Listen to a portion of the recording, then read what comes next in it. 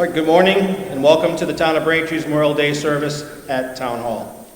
I'll introduce myself. My name is Vincent Fontaine. I am the Veteran Service Officer for the Town of Braintree. And at this time, I would like to ask the BBC Commander to post colors.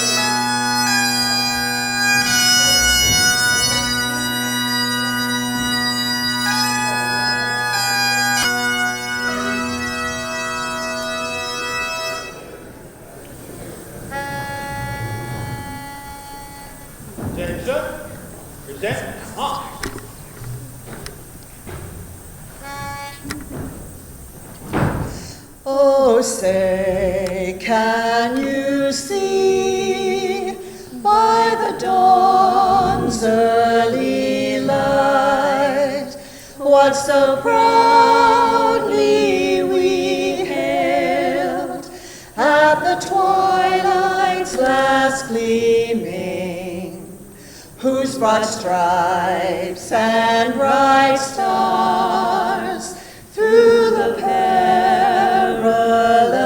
fight o'er the ramparts we watched were so gallantly streaming, and the rockets' red glare, the bombs bursting in air, gave proof through the night that our flag was still there. Oh, say, does that star-spangled banner yet wave o'er the land of the free and the home of the brave?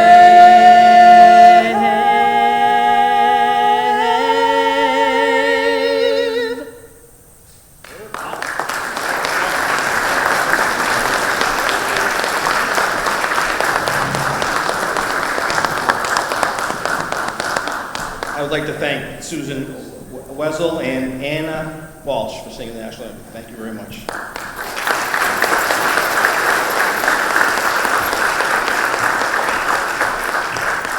At this time, I would like to ask Bert Trimley, BBC chaplain, for the invocation.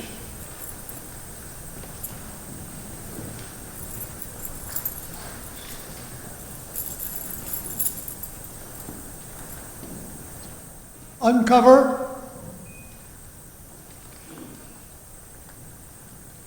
Heavenly Father, in thy hands the souls of the living and the dead. Remember, O God, we pray thee, the souls of the departed comrades and conduct them into the place thou hast prepared for them.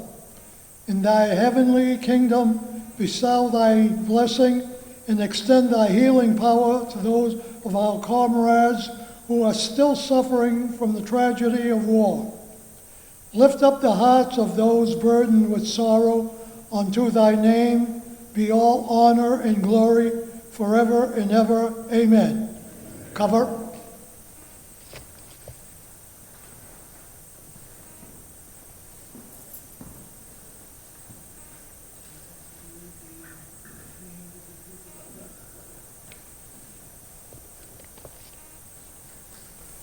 Please be seated.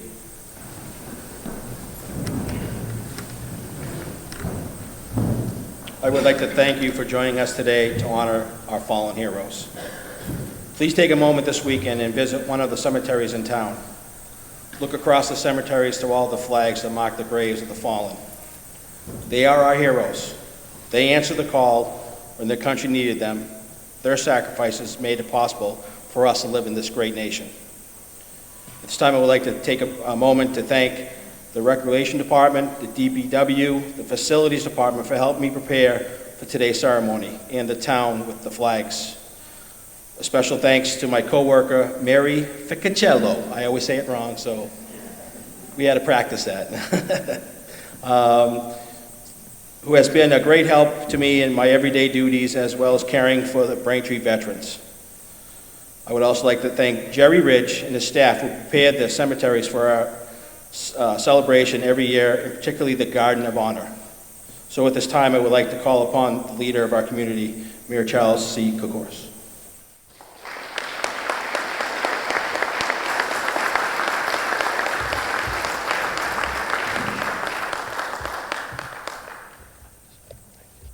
Good morning. I'm so glad that everyone could make it to Town Hall. It's amazing to be mask-free and to see so many people gathered together. It is a historic event.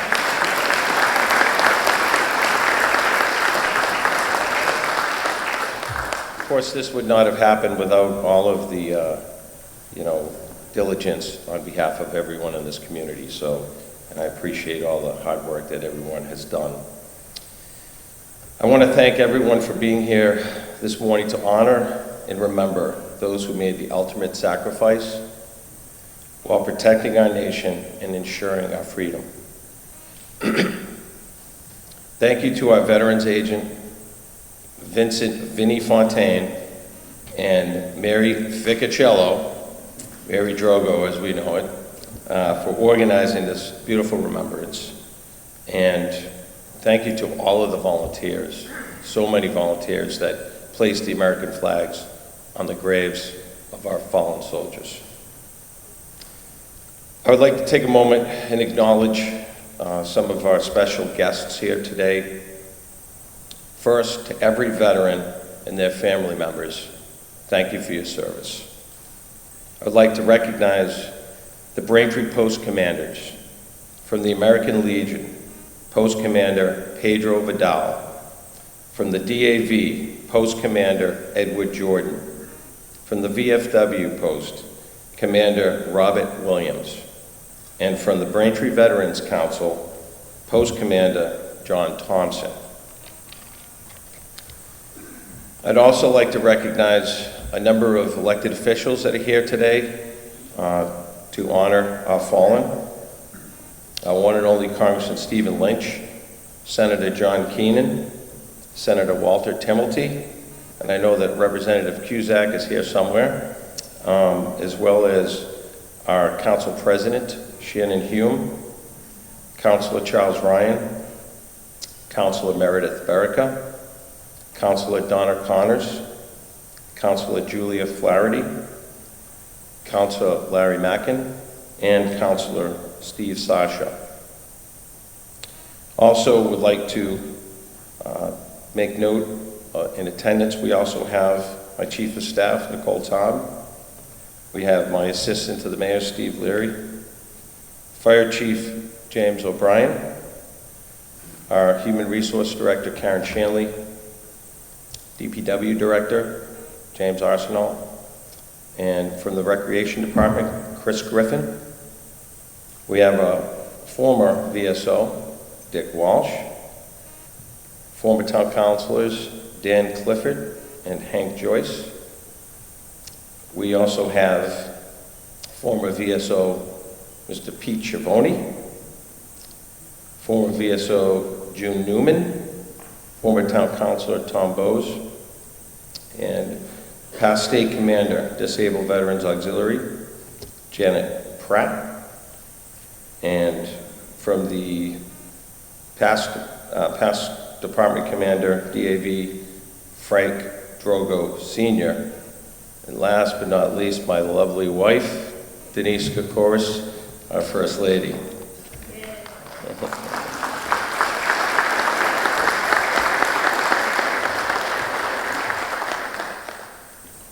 It's important to recognize all the folks that come out, and I think that, you know, having been elected to take a moment and take time out of our schedules to make sure that we remember our fallen heroes.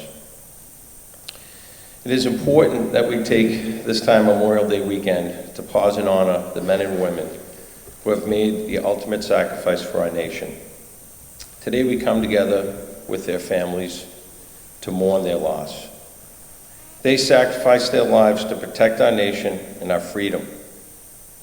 It is important that we take this holiday weekend and think, as we attend cookouts and other social events, that we pause and remember the men and women that have not and will not be able to do the same because of their ultimate sacrifice.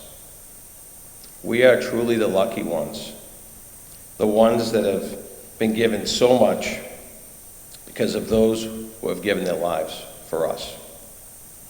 So when you socialize on Memorial Day weekend, respect, reflect, and remember the ones that we have lost. I'd like to take a moment to remember two special friends that served our great nation and were such an important part of our community. Our very own Officer Bill Verasso and Chaplain Russ Dupuis. They were two men of the highest integrity who served our country with pride and distinction. I met Officer Bill when I was put on safety patrol at Noah Torrey School. I don't know how that happened, but some reason he liked me. He was strong, kind, and compassionate. In his many years of service to our town as the safety officer, helped mind us respect, integrity, and above all, compassion. He is sorely missed. Chaplain Russell Dupuis, what a wonderful person who gave so much to our community. His commitment to others was a true sign of his character and his goodwill to everyone he encountered. He will always be remembered for his amazing and heartfelt prayers he had given for so many years at all of our Veteran and Memorial Day services. I would be remiss if I did not make note of his request for all present prior to every prayer to uncover. I know he's listening. It was truly an honor to have friendships with these true American heroes. They were both a part of the greatest generation and were the true definition of what it means to be a gentleman. I will miss their sense of humor and friendship, but will always carry their memory with me through all my years. God bless both of you, my friends. It is an honor and a privilege to introduce the next speaker, our Congressman Stephen Lynch. Congressman Lynch is a true friend and advocate for our community and for all veterans. He has spent his entire career as a staunch supporter of our military and has made numerous trips overseas to visit our military troops during wartime. As the current chairman of the Subcommittee on National Security, he is tasked with making decisions in the best interest of our nation's safety and in the best interest of our military.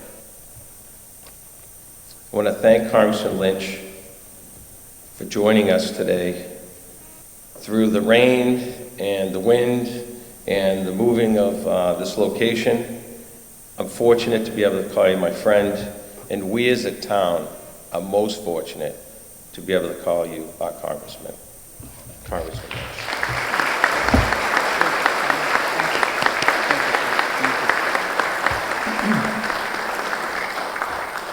Thank you, Mr. Mayor, for that very generous introduction. Good morning, everyone. Reverend clergy, Chaplain Tremblay, thank you for your blessing. All veterans here gathered, and especially our Gold Star families.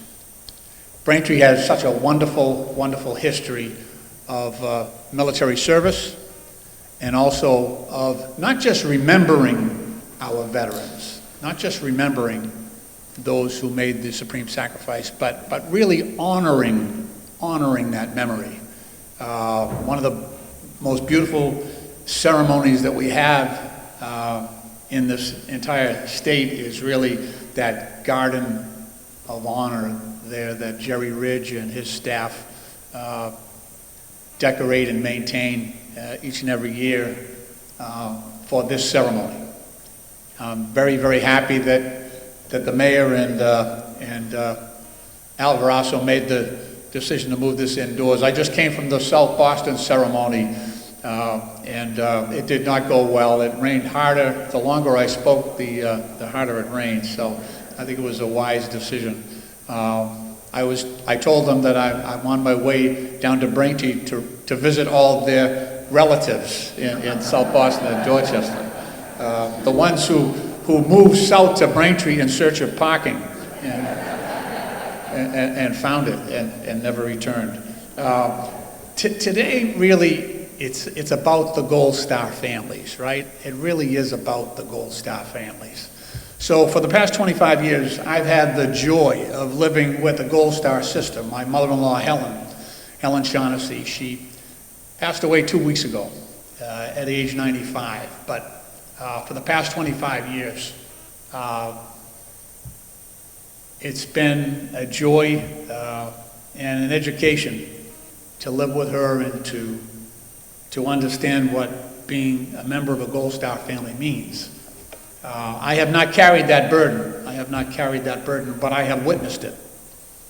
Mrs. Shaughnessy lost her brother Arnie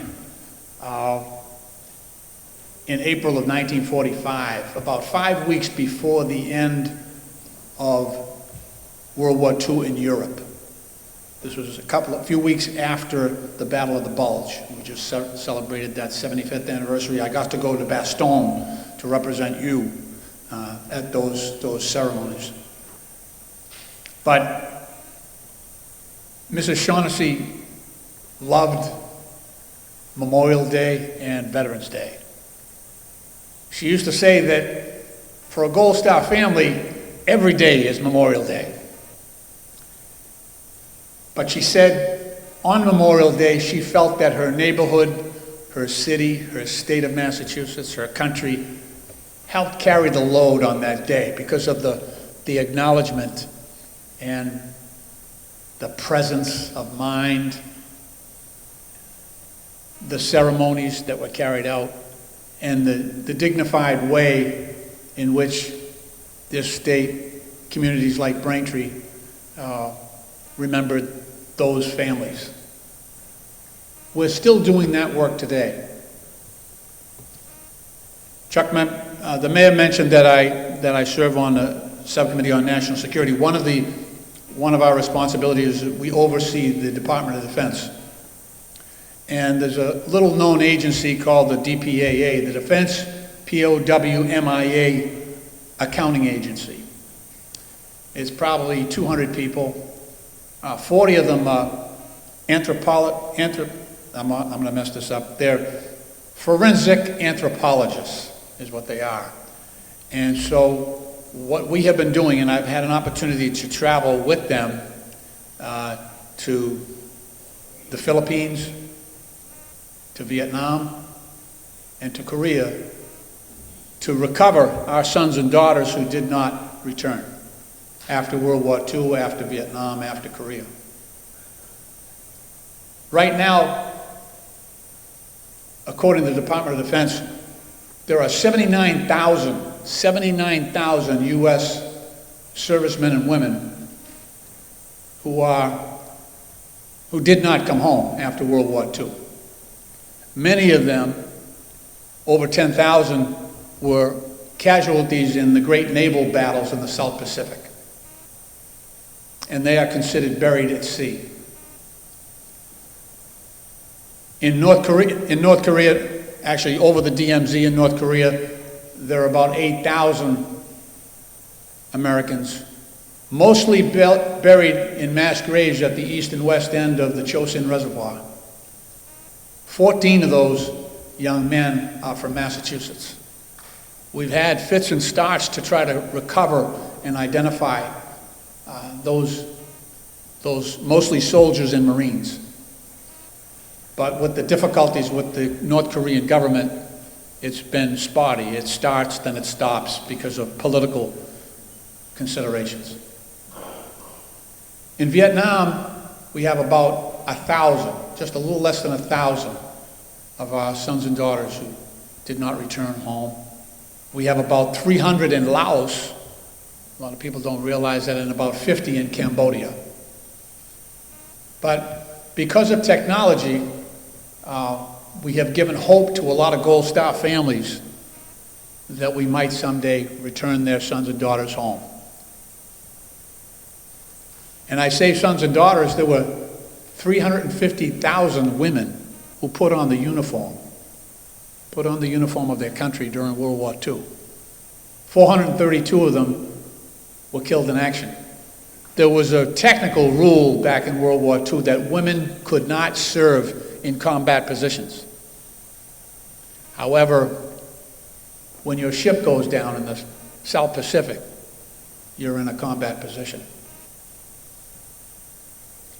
So we have technology now, it's called long bone isotope analysis, that helps us to identify individuals who we thought we did not have the hope to recover.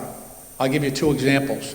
In Tarawa is in the Gilbert Islands. There was a 3-day battle there during World War II in November of 1943. The United States suffered about 1,000 killed in action, 2,000 wounded. It was a 3-day battle. The Japanese forces fought to the last, were under orders to fight to the last man, and they did. Many of those we weren't able to recover because of the ferocity of that battle. But recently, very recently, with the help of the DPAA, we recovered 22 members of a rifle brigade that died on the beach in Tarawa. And we were able to identify the unit because the natives, after the battle, had buried these individuals, some of them with their dog tags. So the unit itself was identifiable. And then using that long bone analysis, we were able to return each and every one of them to their families and to their hometowns for the dignified services in honor of their service and in a respectful way that they deserved. In another case, probably more well known, the USS Oklahoma was a battleship tied up at Pearl Harbor on December 7th, 1941. It was struck by several dive bomber torpedoes launched from aircraft, Japanese aircraft. The ship immediately capsized, 429 casualties. And because of the ferocity, again, of those explosions, it was thought that they were unrecoverable.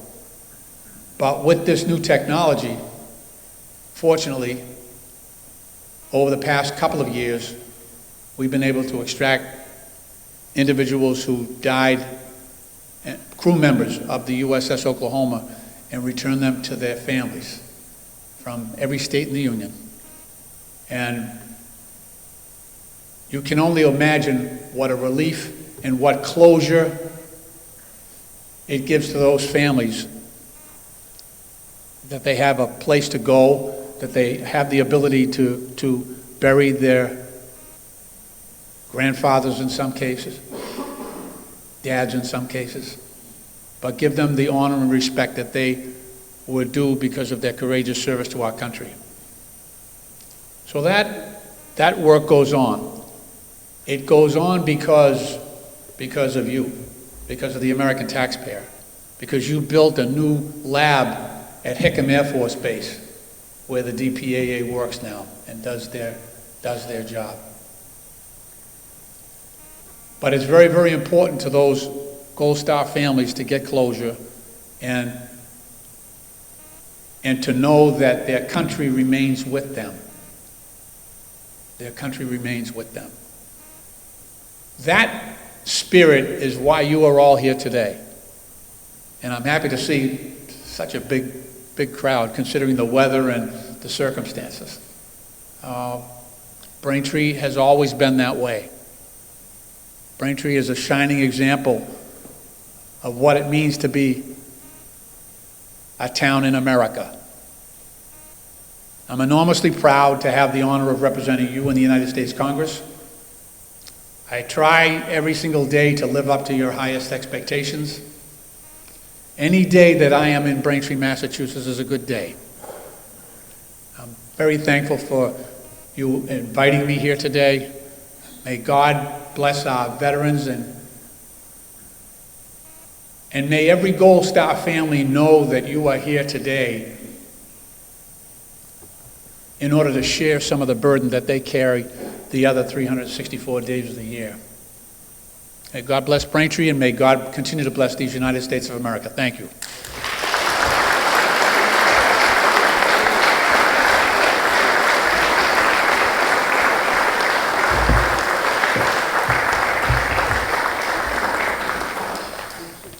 Thank you, Congressman Holmes. We will now have the reading of the proclamation from the Governor of our Commonwealth, Charles Baker, by South Middle School student Luana Kelly.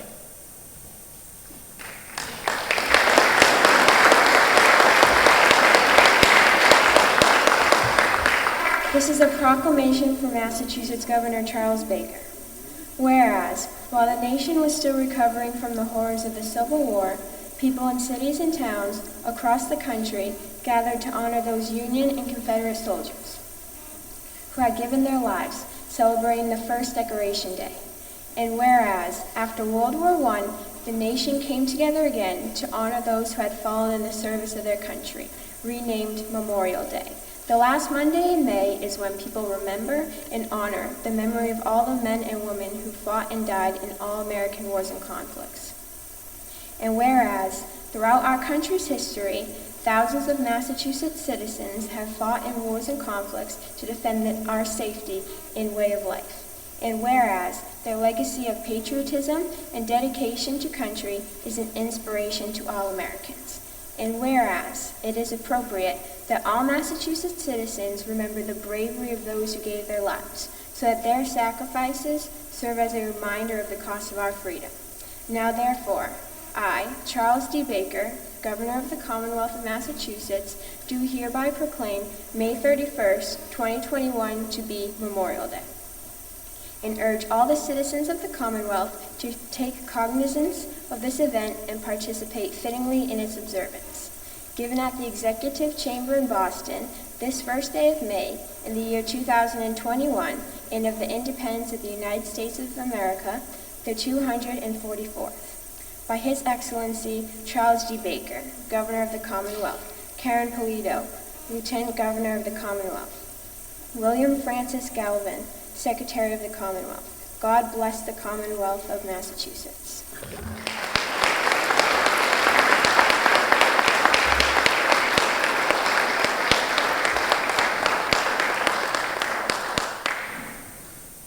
Thank you.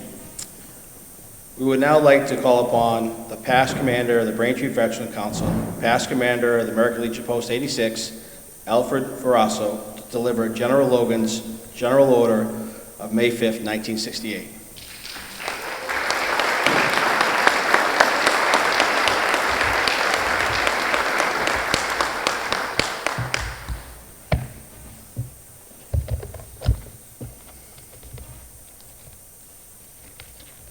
Headquarters, Grand Army of the Republic, General Order Number 11, Washington, D.C., May 5th, 1868. The 30th day of May, 1868, is designated for the purpose of strewing with flowers or otherwise decorating the graves of comrades who died in defense of their country during the late rebellion, and whose bodies now lie in almost every city, village, and hamlet churchyard in the land.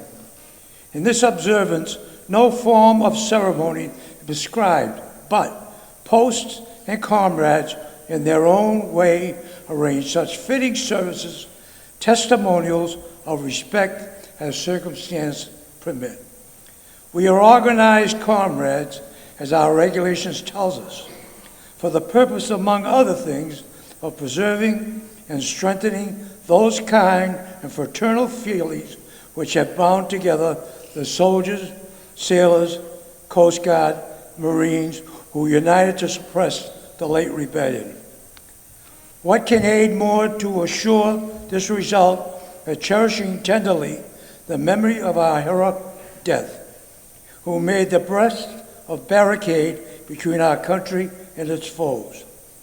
Their soldiers live with their reveille of freedom to erase in chains and their deaths the tattoos of rebellious tyranny in arms. We should guard their graves with sacred vigilance. All that consecrated wealth and taste of the nation can add to their adornment and security is but a fitting tribute to the memory of her slain defenders. Let not wanton foot tread rudely on such hallowed grounds. Let pleasant paths invite the coming and going of reverent visitors and fond mourners. Let no vandalism or avarice or negligence, no riot or time testify to the present or to the coming generation that we have forgotten as a people the cost of free and undivided republic. If other eyes grow dull, our hands slack, our hearts cold in solemn trust, ours shall keep it well as long as the light and warmth of life remain to us. Let us then, at a time appointed gathering around the sacred remains and garlands of passionless mounds above them, with the choicest flowers of springtime, let us raise above the dear old flag they saved from dishonor. Let us in this solemn presence renew our pledges to aid and assist those whom they have left among us a sacred charge upon the nation's gratitude, the soldiers, sailors, and widows and orphans. It is the purpose of the Commander-in-Chief to inaugurate this observance with the hope that it will be kept up from year to year, while survivor of the war remains to honor the memory of his departed comrades. He earnestly desires the public press to lend its freely aid and bring it to the notice of comrades in all parts of the country in time for stimulation compliance therewith. Department commanders will use efforts to make this order effective. By order of John A. Logan, Commander-in-Chief, N.P. Chipman, Adjutant General, and official William T. Collins, AAG. Thank you.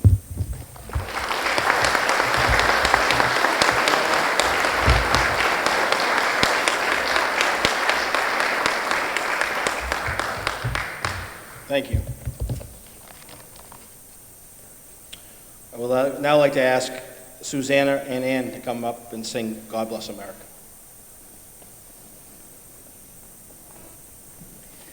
Thank you. Please join us. God bless America, land that I love. Stand beside her and guide her through the night with the light from above. From the mountains to the prairies, to the oceans white with foam. God bless America, my home, sweet home. God bless America, my home, sweet home. From the mountains to the prairies, to the ocean white with foam. God bless America, my home, sweet home. God bless America, my home, sweet.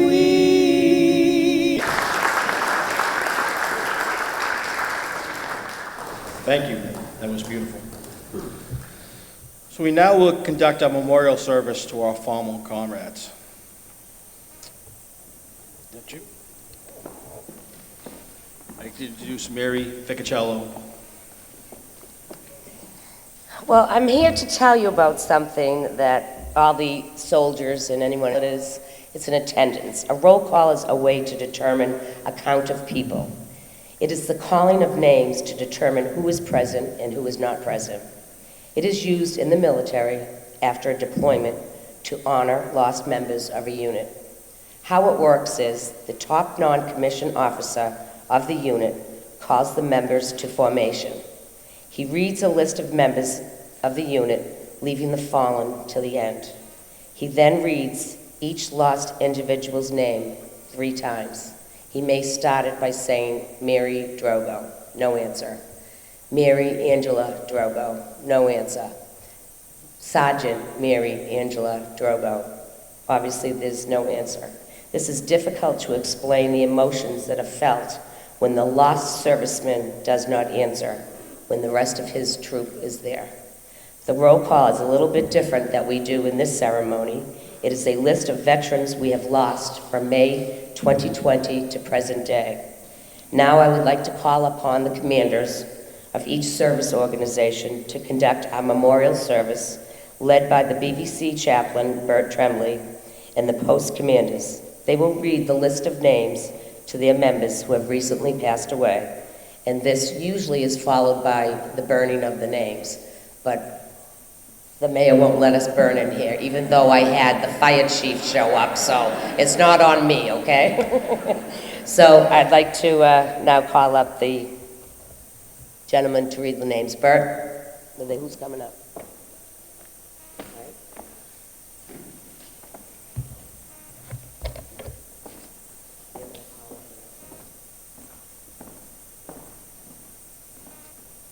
I'm going to read the list of the past commanders, past members of the American Legion of 2019 and 2020, last year.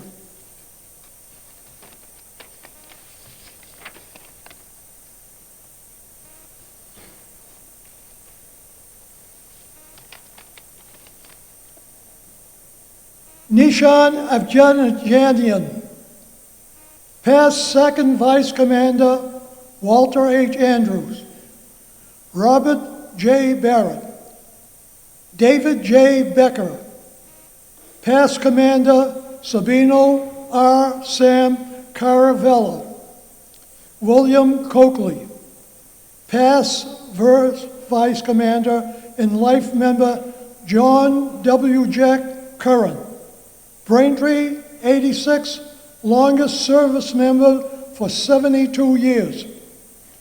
William H.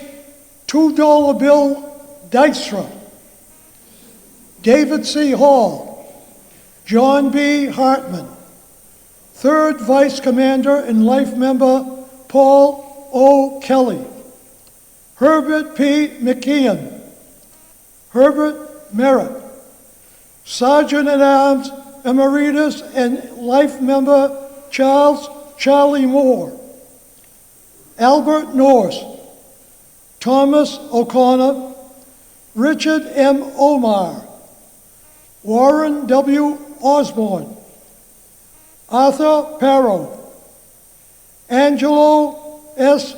Piccarini, Robert Schiffman.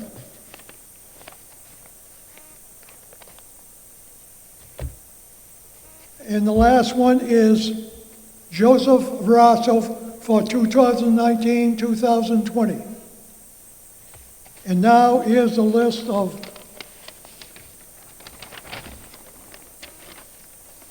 Here's a list of 2020 and 2021.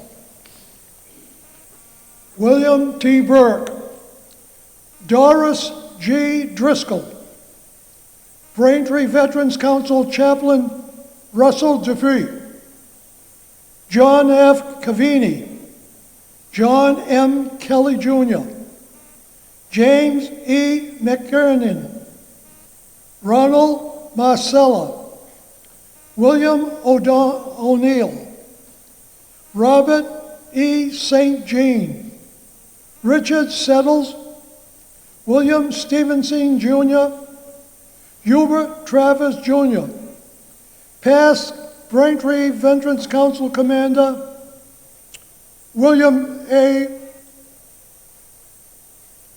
Officer Bill Verasso, past Commander Herbert E. Weeks. Thank you.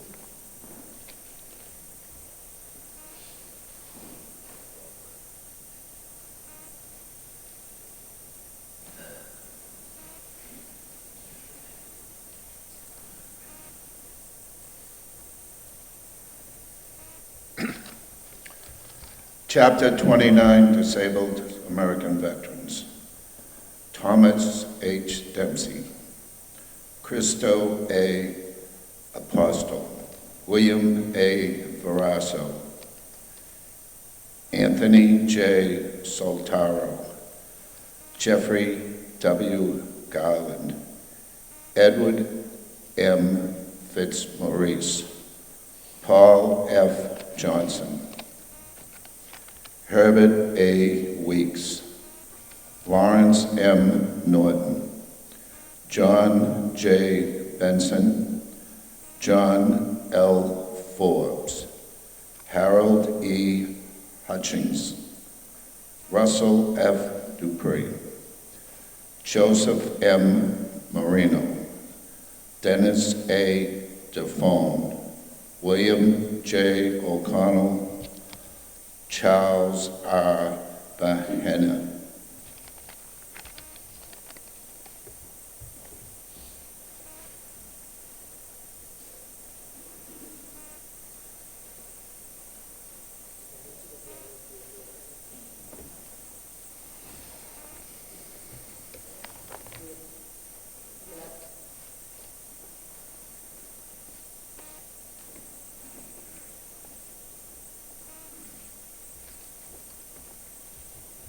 There was one left out, Christopher Steele, chapter 29.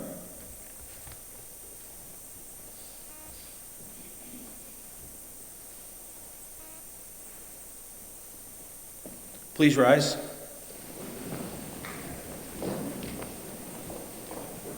Those in uniform, hand salute.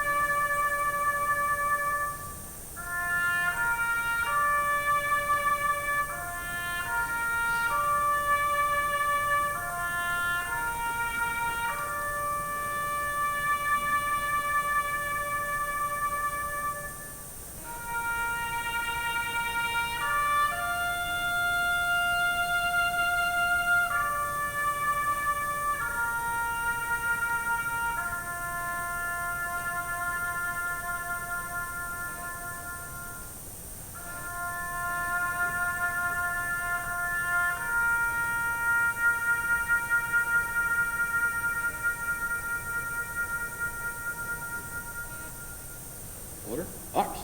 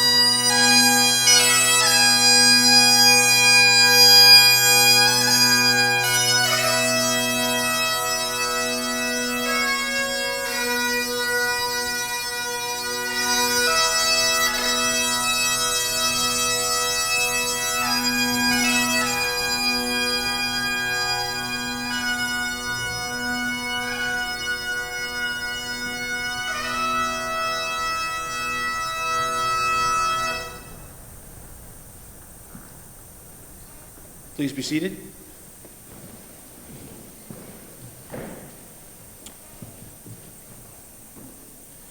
It gives me great pleasure to introduce to you Alfred Ferrasso.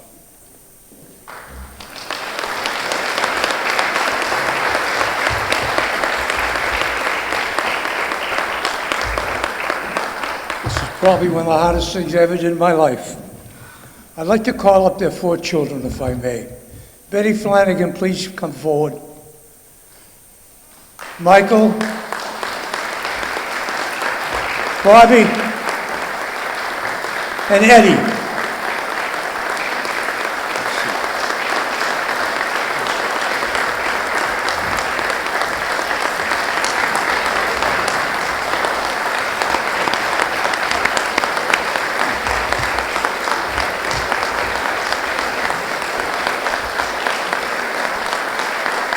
Thank you.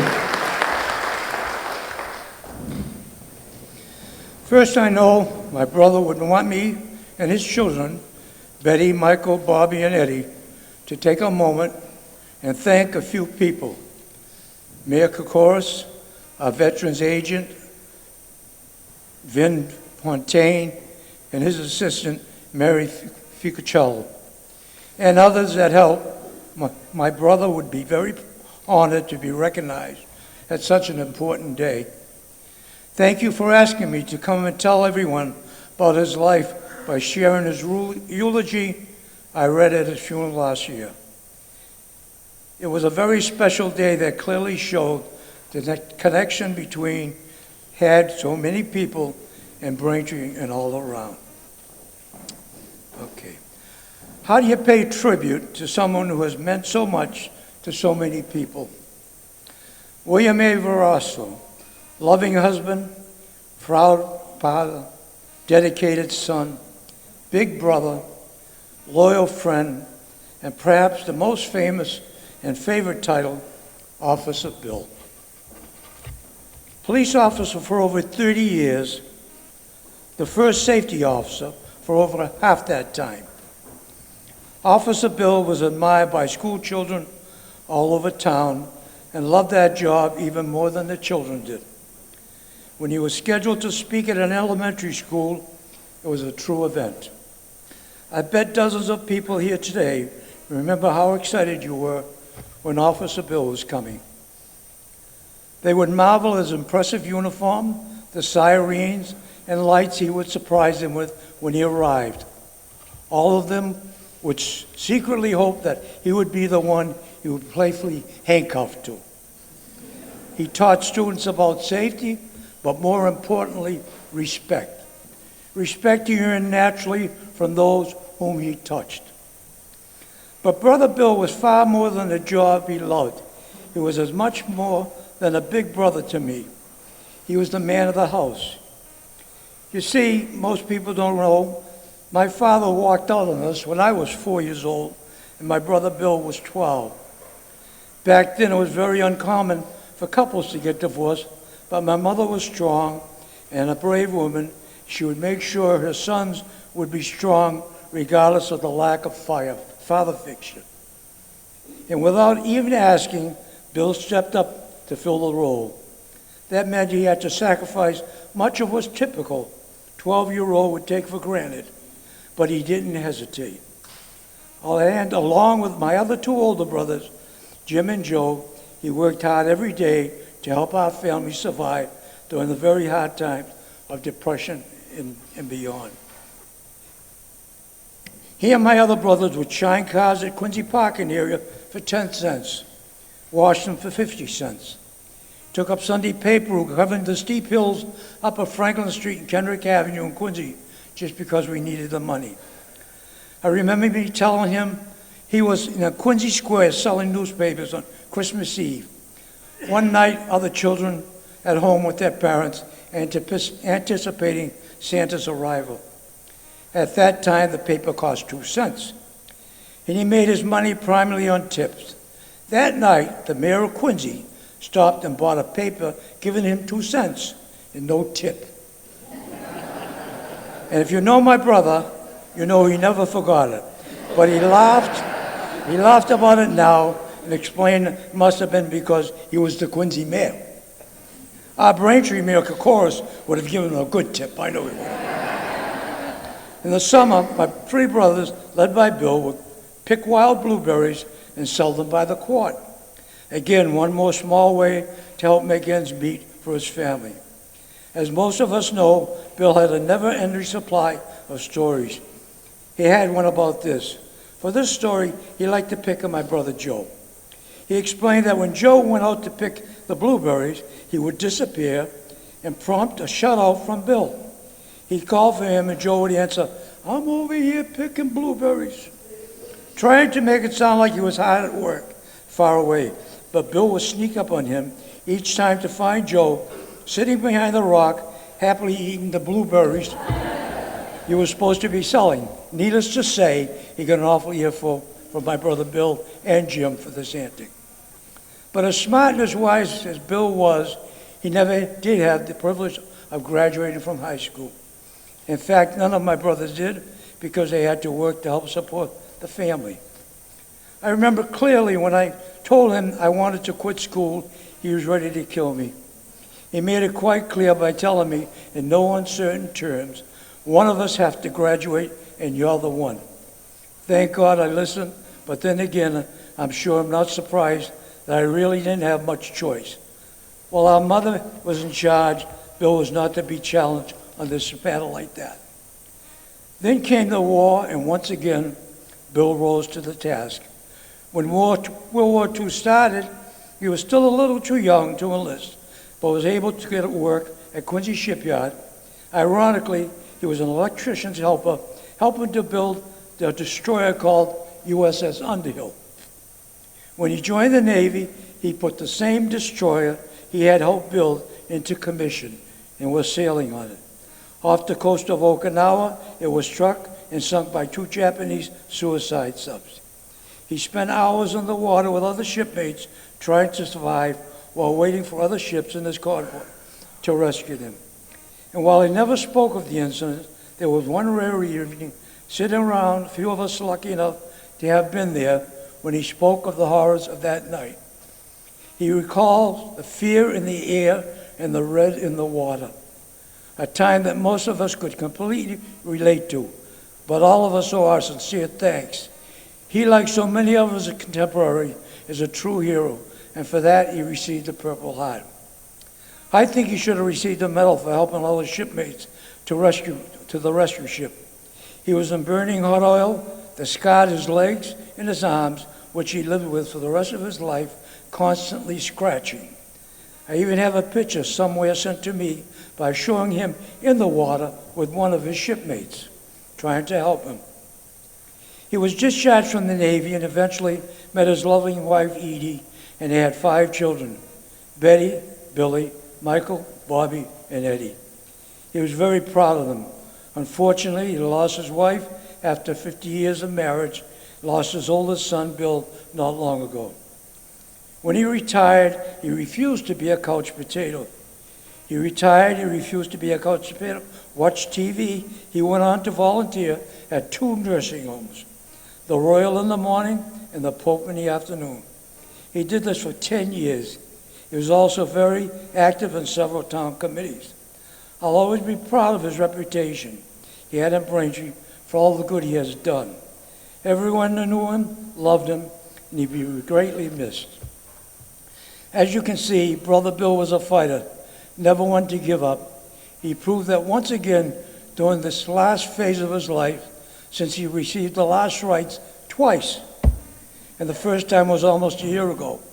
He figured if he did it one more time, he could be ordained a priest.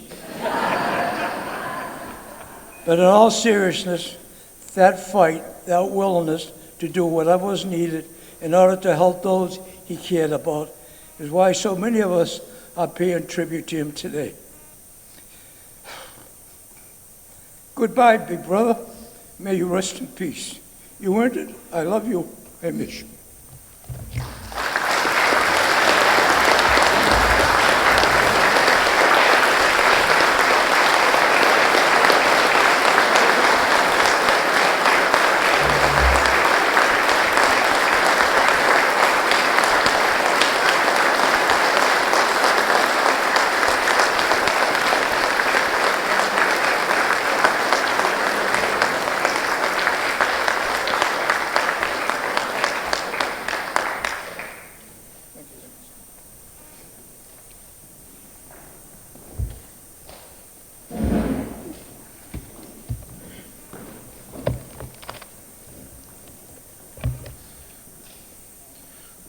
Please be seated.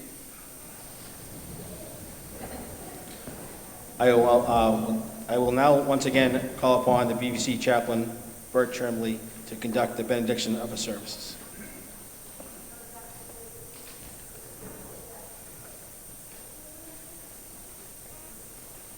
Uncover. Heavenly Father, we thank you for this lovely ceremony that we honor our dead and our living, and especially those people right now that are suffering still from this emotional. And God bless every one of you and keep you safe and sound. And on your way home, take good care of yourself. Cover.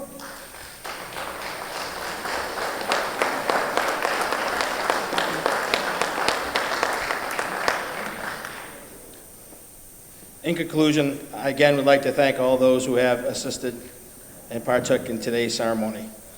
Thanks to the BCAM of Braintree for broadcasting this event to viewers at home and recording it. It will soon be available to watch on the Braintree cable providers. Thank you again for being present. I'd like to invite everybody back to the DAV at 78 Liberty Street for a coalition. So once again, thank you and have a great weekend. And enjoy the reminder of this Memorial Day weekend. Thank you.